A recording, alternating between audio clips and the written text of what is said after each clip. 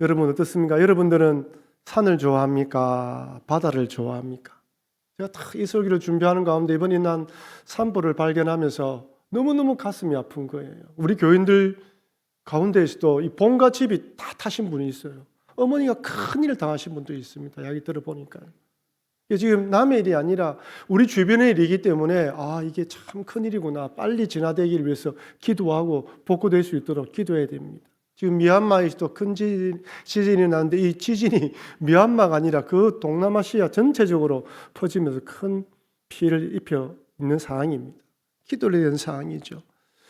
어쨌든 우리가 이 산, 바다를 바라보며 한편으로 참 좋은 것 같습니다. 산을 좋아하시는 분들은 철마다 계절이 바뀔 때마다 이 자연이 바뀌는 모습을 보면서 즐깁니다. 봄에는 들판에 핀 꽃들, 여러 새로 피는 꽃들을 보며 좋아합니다. 가을에는 단풍이 있죠. 울긋불긋한 단풍을 보며 좋아합니다. 바다를 좋아하시는 분들은 이렇게 여름이 되면 바다에 들어가서 해수욕을 하기도 하고요. 겨울 바다에는 또 사색에 잠깁니다. 자연이 우리에게 주는 그 아름다운 감동은 돈으로 환산할 수 없는 것 같아요. 참 여러분, 이 산과 바다 둘 중 어디가 더 무서울까요? 둘 다 무섭습니다. 어느 한쪽이 안 무섭다 할 수 없어요. 근데요, 산에서 조난을 당한다고 생각했을 때 그때 그래도 좀 기력이 있을 때까지는 우리가 구조받을 수 있지만 바다에서는 큰 풍랑이 치고 차운 바다에 들어가면 얼마 있지 않아서 사람이 생명을 잃게 됩니다. 그런 관점을 보았을 때는 바다가 좀 더 위험하겠다라는 생각을 가지는 것이죠. 여러분, 바다는 어떻습니까? 옛날부터 사람들은 바다를 미지의 세계로 불렀습니다. 오늘날에는 기상예보와 태풍의 경로를 잘 알 수 있지만 그렇다고 풍랑이 일고 태풍이 불고 바람이 이는 그 사이로 배를 항해하는 사람은 아무도 없습니다. 아무리 큰 배, 최첨단 장비를 갖춘 배라 하더라도 풍랑을 피해가지 풍랑을 정면으로 통과하지 않습니다. 하물며 예수님 당시 배 사람들은 어떤 상황이 있을까요? 지금처럼 기술이 발전한 시대도 아닙니다. 오직 경험에 의존해서 배를 몰아야 됩니다. 특히 광풍, 돌풍 같은 것은 예측할 수 없기에 아무리 경험 많은 배사람일지라도 속수무책인 것이죠. 여러분, 이스라엘 성지를 여행해 보신 분은 알겠지만 이스라엘 지리에 대해서도 아시는 분은 아시겠지만 갈릴리 호수는 많이 들어보았습니다. 성경을 읽어보면 갈릴리 호수가 얼마나 많이 나오는지 몰라요. 여러분, 제가 사진을 2장 준비했는데 한 장은 그냥 전체 그림입니다. 갈릴리가 이스라엘 저 위에 있구나. 갈릴리 해라고 크게 적혀 있어요. 여러분, 갈릴리 호수는 크게 3가지 이름을 더 가지고 있습니다. 첫째는 기레넷 호수입니다. 한번 따라할까요? 기레넷. 이 헬라어, 이 말이 하프라는 뜻입니다. 하프 모양을 닮았다 해서 붙여졌습니다. 그 다음에는 디베라 호수예요. 이 디베라 호수라는 것은 로마 황제 티베리우스의 이름을 따서 지어졌기 때문에 그 이름이 많이 불려졌다고 합니다. 마지막으로는 우리가 잘 알고 있는 대로 우리 갈릴리 호수로 불려지는 것이죠. 게네사렛 호수라고 세 번째가 게네사렛 호수입니다. 이 게네사렛 호수라는 것은 갈릴리 호수 서쪽 해안의 게네사렛 표원에서 유래됐다는 것입니다. 그러니 게네사렛, 디베랴 뭐라고요? 갈릴리입니다. 어떤 분은 성경을 읽으면서 이스라엘은 호수가 많은갑다. 여기를 다 같이 이야기하는 거예요. 근데 여러분, 이 호수의 특징이 뭐냐면 제가 그림을 보여줬지만 좀 밑으로 내려와 있습니까? 높은 데 있는 것 같습니까? 밑에 내려와 있어요. 해발보다 마이너스 209m의 이 호수가 남겨져 있는 것입니다. 여러분, 해발보다 밑에 있다는 것은 얼마든지 돌풍이 불 수 있다는 거예요. 높은 산맥을 타고 내려오면서 바람이 급하게 밑으로 내려가기 때문에 돌풍이 분다는 거예요. 갈릴리에서는 언제 돌풍이 불어닥칠지 예측할 수가 없습니다. 오늘 본문을 보면 예수님의 일행들이 배를 타고 갈릴리 호수를 건너가고 있는데 강풍이 불었습니다. 마가복음 4장 37절입니다. 우리 같이 읽어보겠습니다.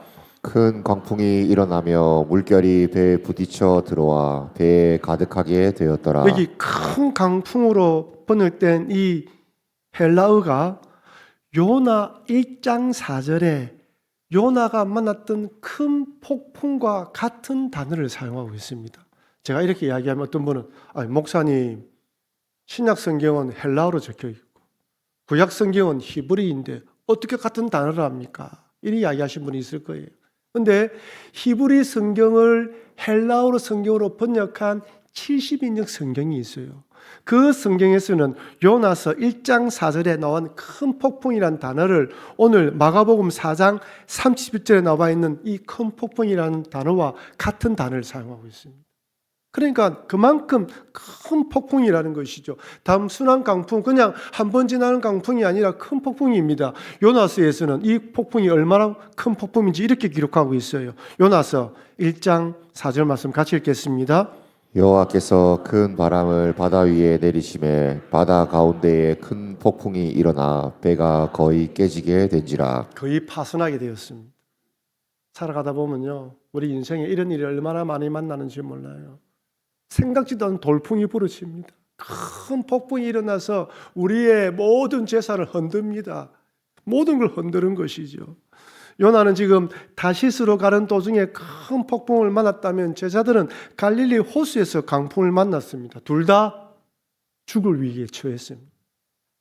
요나가 탄 배도 큰 폭풍으로 깨어질 정도였지만 제자들이 탄 배도 물결이 배에 침범에 들어와서 지금 배가 거의 가라앉을 형편이었습니다. 일촉즉발의 긴장된 순간이죠. 뭔가 빨리 대처하지 않으면 배가 침몰할 상황입니다.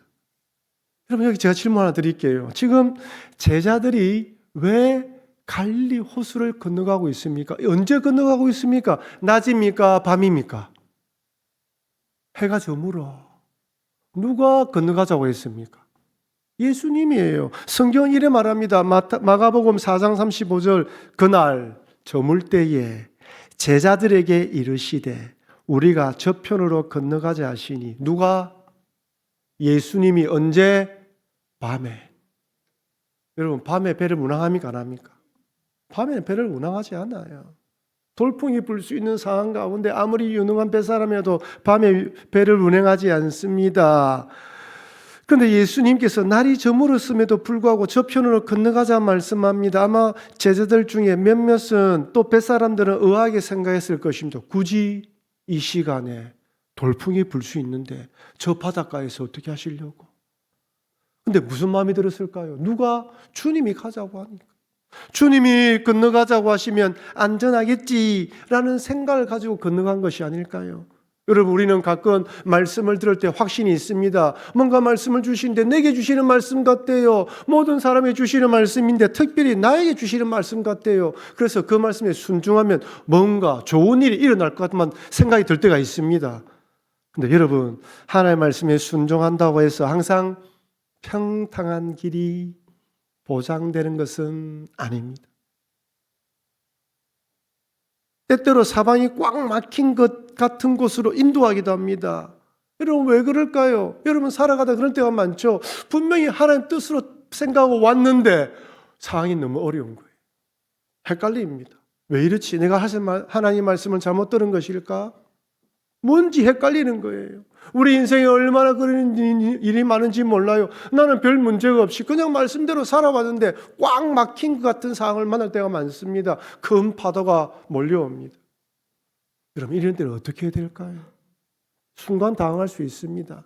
한번 따라할까요? 하나님의 능력으로 인도하신다. 이 믿음을 가져야 돼요. 말씀에 순종했는데 뭔가 큰 어려움이 찾아오면 하나님께서 또 다른 능력을 보여주시겠지. 여러분, 성경에는 그런 일들이 너무 많아요. 여러분, 출애굽한 이스라엘 백성들을 보십시오. 10가지 재앙을 통하여 바로가 드디어 손을 들었습니다. 이제 너희들 가라. 그런데 하나님이 모세를 통하여 이스라엘 백성들을 어디로 인도합니까? 홍해 길로 인도해요. 출애굽기 14장 2절 3절 이렇게 되어 있습니다. 우리 같이 한번 읽어볼까요? 이스라엘 자손에게 명령하여 돌이켜 바다와 믹돌 사이에 비하일못 앞 곧 바알스본 맞은편 바닷가에 장막을 치게 하라. 바로가 이스라엘 자손에 대하여 말하기를 그들이 그 땅에서 멀리 떠나 광야에 갇힌 바 되었다 하리라. 이스라엘 자손에게 누가 명령했습니까? 하나님이 명령하셨어요. 바다와 믹돌 사이에 비아히로, 즉 홍해 앞으로 인도하라는 거예요. 앞에는 홍해, 뒤에는 애국 군대가 쫓아올 수 있는 곳입니다. 하나님이 죽을 곳으로 인도하시네요. 때로는 그런 생각이 들어요. 와, 하나님 우리를 죽을 곳으로 인도하시네. 근데 어떤 일이 일어났습니까? 결국에는 하나님께서 불기둥으로 애국 군대를 막아주시고 홍해를 가르셨어요. 여러분, 하나님이 어떻게 문을 열실지 아무도 몰라요. 우리는 하나님이 인도하시면 그 자리에 살아를 믿으면 됩니다. 어떻게 인도하실지 주님을 바라보면 돼요. 이것은 오늘 본문에서도 동일합니다. 비록 예수님 말씀에 따라 갈릴리 호수를 건넜지만 강풍이 찾아올 수 있어요. 제자들은 죽었다고 생각으로 공포에 휩싸였습니다. 갈릴리 이 건너고 있는 제자들은 두려워합니다. 마치 홍해 앞에 선 이스라엘 백성들처럼 원망하고 불평하기 시작하는 거예요. 결국 바다와 바람을 예수님이 결국 어떻게 하십니까? 바다와 바람을 꾸짖어 잠잠케 하십니다. 홍해를 열으셨던 하나님이 바다를 잠잠케 하셔요. 홍해를 길을 여셨던 분이 바다를 잠잠케 하십니다. 그는 이 땅에 살아가는 동안 믿음으로 순종했음에도 예상치 못한 어려움을 만날 수 있다는 걸 잊지 마십시오. 생각지도 않게 건강의 문제, 재정의 어려움, 관계의 갈등, 앞이 보이지 않는 막막한 현실, 하나님의 말씀대로 순종했음에도 불구하고 얼마든지 일어날 수 있습니다. 하지만 이때라도 하나님은, 예수님은 우리와 함께 하신다는 것을 잊지 마시기를 바랍니다. 그 아무리 강풍이 분다 할지라도 예수님 바라보시고 예수님께 기도하시고 맡기십시오. 주님이 갈라주시고 잠잠케 하여 주실 것입니다. 그런데 여러분, 이런 광풍 가운데 제자들이 어떻게 하고 있습니까?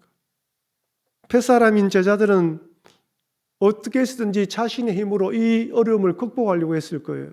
오늘 본문에서는 구체적으로 어떻게인지 기록되어 있지 않아요. 그런데 요나서에 보면 선원들이 이렇게 하고 있습니다.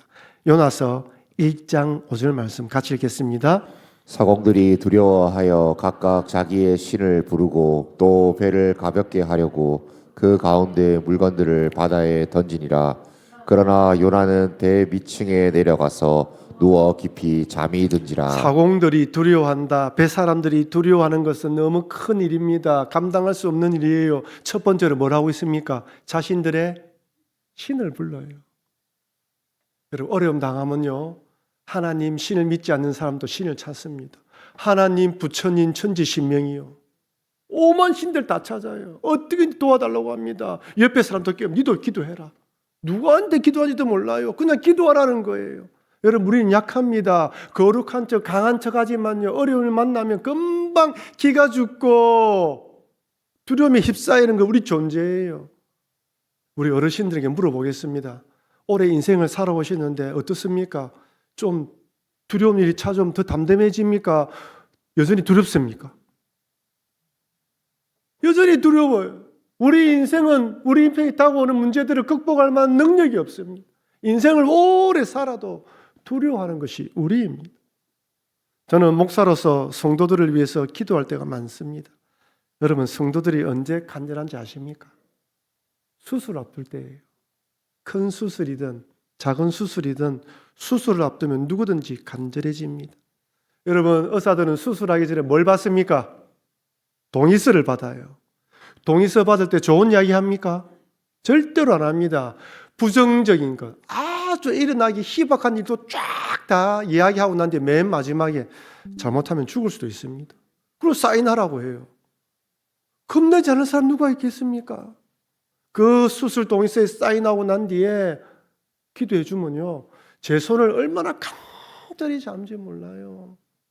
주여, 의사 선생님 손을 붙들어 주셔서 도와주시옵소서 하면 아멘, 큰 소리를 아멘 합니다. 간절해집니다. 여러분, 우리는 나약한 인간입니다.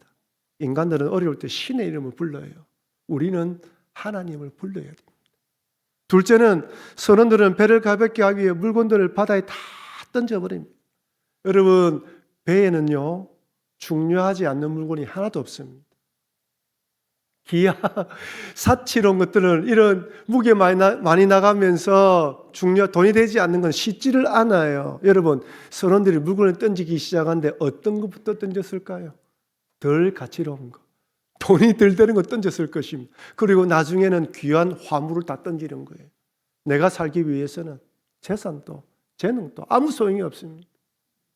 여러분, 제가 말씀드리지만 아이들이 태어날 때 어떻게 태어납니까? 주먹을 꽉 쥐고 태어납니다. 뭔가 한번 이루어보려고. 내가 뭔가를 이루어보려고 주먹을 꽉 쥐어요.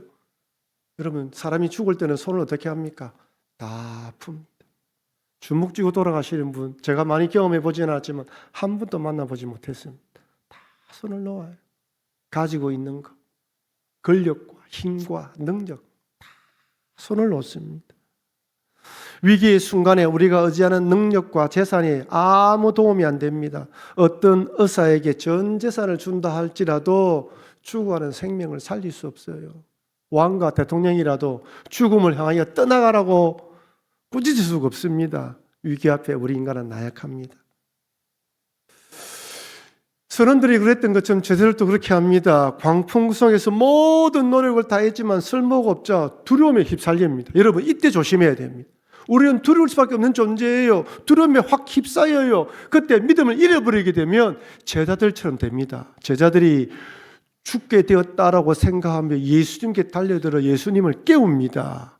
여러분, 이때 예수님을 깨울 때 어떤 마음일까요? 예수님만 깨우면 된다는 믿음이 있었을까요? 아니면 화가 나고 분해서 예수님을 깨우고 있습니까? 화가 났어요. 예수님 따라왔는데 예수님은 잠을 주무시고 죽게 되었는데 뭐하고 계십니까? 라면서 거칠게 깨우는 거예요. 이들은 믿음이 없습니다. 모든 믿음을 다 잃어버렸습니다. 그래서 예수님이 깨어나셔서 뭐라고 이야기합니까? 마가복음 4장 40절입니다. 이에 제자들에게 이르시되 어찌하여 이렇게 무서워하느냐? 어찌하여 이렇게 무서워하느냐? 너희가 어찌 믿음이 없느냐? 여러분, 아무리 급박한 상황, 죽을 것 같은 상황, 몰아치는 상황을 만난다 하더라도 믿음을 잃어버리면 안 됩니다. 하나님에 대한 믿음, 주님에 대한 믿음을 꼭 붙들고 있어야 되는 것이죠. 그렇지 않으면 이렇게 책망을 받게 되는 것입니다. 여러분, 우리가 믿음을 잃어버리게 되면요, 우리의 믿음이 어떻게 됩니까? 더 믿음을 잃어버리게 되면요, 요나처럼 잠자는 신앙이 돼요. 요나를 한번 보십시오. 하나님의 말씀이 아미떼의 아들 요나에게 임했는데 요나가 불순종하고 니느웨를 가지 않고 다시스로 가자 큰 강풍이 일어납니다. 하나님이 흔들어 깨우고 있어요, 요나를요. 근데 요나가 배 밑층에 내려가서 잠을 잡니다. 깊은 잠에 빠집니다. 여러분, 상상이 됩니까? 여러분, 태풍이 불어도요, 그 바람 소리 때문에 온 집이 흔들거려요. 창문이 들그렁거리는 소리 때문에 잠을 자지 못합니다. 근데 그 배가 거의 침몰하다시피 이러되는 상황 속에서 어떻게 잠을 잔단 말입니까? 여러분, 예수님께서 주무신 것은 하나님의 아들에 오는 편안함이에요. 자신감입니다. 요나는 무엇입니까? 하나님의 말씀에 절대로 순종하지 않겠다는 영적 교만입니다. 영적 교만, 영적 고집, 영적 불순종에 깊이 빠지게 되면요, 영적 깊은 잠을 자게 되는 거예요. 아무리 흔들어도 깨어나지 않아요. 아무리 말씀이 들어도 들리지 않고요, 그냥 깊은 잠을 자게 되어 있습니다. 요나서 1장 5절입니다. 우리 같이 읽겠습니다. 사공들이 두려워하여 각각 자기의 신을 부르고 또 배를 가볍게 하려고 그 가운데 물건들을 바다에 던지니라. 그러나 요나는 대 밑층에 내려가서 누워 깊이 잠이 든지라. 여러분, 신앙이 내리막을 걸을 때는요, 두려움과 불안이 찾아오면, 그리고 믿음을 잃어버리게 되면 더욱더 영적 침체에 빠져서 요나처럼 깊은 잠을 빠지게 됩니다. 여러분, 이런 요나를 향하여 선장이 뭐라고 이야기합니까? 요나서 1장 6절입니다. 선장이 그에게 가서 이르되 자는 자여 어찌함이냐? 일어나서 네 하나님께 구하라. 혹시 하나님이 우리를 생각하사 망하지 아니하게 하시리라 하니라. 자는 자요. 성도는 깨어서 기도하는 자들이. 성도는 이렇게 혼란스럽고 어려울 때 내가 기도하고 있고 우리 하나님께 기도하고 있으니 하나님의 도움을 바라봅시다 라고 안도시키는 자들이에요. 지금 요나 때문에 배가 침몰하게 되었는데 요나는 잠자고 있습니다. 선장이 답답해서 이야기합니다. 요나여 깨어나라. 세상이 우리에게 이야기해요. 교인들이여 좀 기도해달라. 이 세상이 어렵게 어지러운데 좀 기도해달라. 깨어서 기도해야 되는데 죽을 위기소에 잠을 자고 있는 것은 직무유기입니다. 잠에서 깨어난 예수님은 폭풍을 향해 잠잠하라고 예수님이 꾸짖었는데 요나는 선장을 통하여 꾸지람을 당하고 있어요. 믿음을 잃어버린 제자들이나 영적 깊은 침체에 빠져서 잠을 자다가 꾸지람을 듣는 요나는 하나님께 원하시는 그런 모습이 아닙니다. 주님은 그 폭풍 속으로 제자들을 인도하시면서 결국 그 폭풍을 안전하게 만드시지 않습니까? 그런데 예수님도 요나처럼 깊은 잠을 자고 있어요. 그 풍랑이 있는 바다에 잠을 자고 있습니다. 앞서 말씀드렸다시피 예수님의 이 잠은 어디서 오는 것입니까? 하나님 아들이라는 자신감입니다. 모든 걸 통치한다는 자신감이에요. 비록 광풍이 분다더라도 내가 이 모든 걸 다스린다는 것을 가지고 있는 믿음의 확신, 하나님에 대한 믿음에 오는 자신감입니다. 주님은 이 모습을 통하여 우리가 어떤 신앙으로 주님을 바라봐야 되는 것을 보여주시는 것이죠. 여러분, 말씀드렸다시피 바다라는 곳이 어떤 것입니까? 미지의 세계예요. 옛날이나 지금이나 인간의 능력으로 상대할 수 없는 혼돈과 두려움 그 자체입니다. 여러분, 유대인들의 사고방식에는요, 바다는 부정적인 거예요. 부정적으로 하나님을 대적하는 짐승이 올라오는 곳이 바다예요. 요한계시록 13장이 그렇습니다. 그래서 새하늘과 새 땅에는 뭐가 없다고요? 바다가 없어요. 누가 이야기하니까 바다가 없다니까 아이고 수영 좋아하는데 어떻게 하지? 그런 개념이 아니에요. 그런 악한 근원이 없다는 것입니다. 여러분, 이런 두려움의 대상인 바다를 향하여 예수님이 이렇게 꾸짖습니다. 마가복음 4장 39절 우리 같이 읽겠습니다. 예수께서 깨어 바람을 꾸짖으시며 바다더러 이르시되 잠잠하라 고요하라 하시니 바람이 그치고 아주 잔잔하여지더라. 여러분, 이 구절에서 좀 어한 단어가 보이지 않습니까?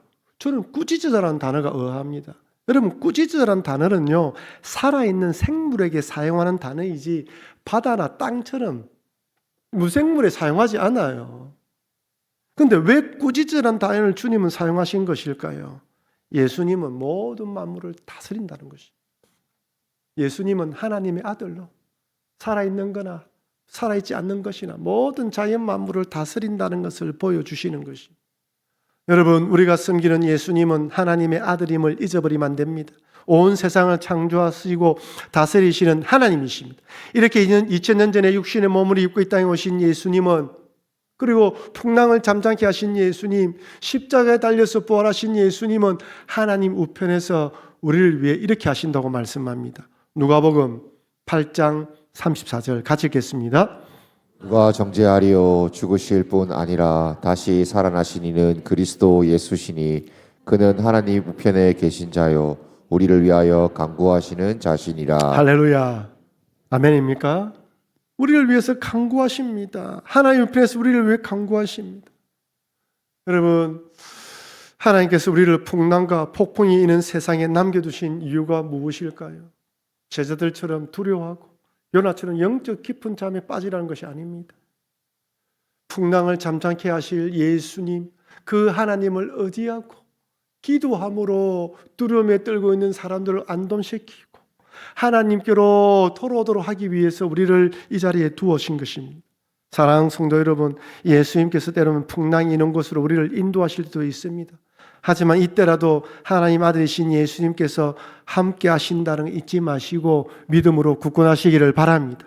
만약 그렇지 않고 믿음을 잃어버리게 되면 제자들처럼 두려워 떨게 되고 깊은 영적 침체에 빠져 잠이 든 요나처럼 나중에는 세상 사람들에게 책망받게 되는 것입니다. 그러니 광풍이 있는 세상, 온갖 역경과 문제들이 가득한 세상 속에서도 하나님께서 온 세상을 다스리신다는 믿음을 굳게 붙드시는 여러분과 제가 되길 바랍니다. 우리를 위해 중보하시는 예수님을 의지하고 간구할 때 하나님께서 우리가 감당할 수 없는 폭풍 속에서도 길을 열어주실 것입니다. 기도함으로 길을 열어나가며 함께 나가며 세상을 안동시키는 여러분과 제가 되길 주의 이름으로 축원합니다. 우리 받은 말씀을 기억하며 우리 다 같이 한번 한 목소리로 기도했으면 좋겠습니다. 하나님, 풍랑이는 세상 가운데에 비록 말씀에 따라 순종했음에도 풍랑이는 곳에 간다 하더라도 주님이 함께 하신다는 믿음으로 이겨내게 하여 주시옵소서. 홍해를 가르신 하나님, 풍랑을 잠잠케 하신 예수님만 바라보게 하여 주시옵소서. 이렇게 기도하시고, 여러분, 저 미얀마에 난 지진 그리고 산불로 피해를 입은 분들이 하나님 속히 회복되어지고 또 이 어려움에 속에서 이겨나가게 하여 주시옵소서. 이런 마음을 가지고 우리 다 같이 한번 한 목소리로 기도하도록 하겠습니다.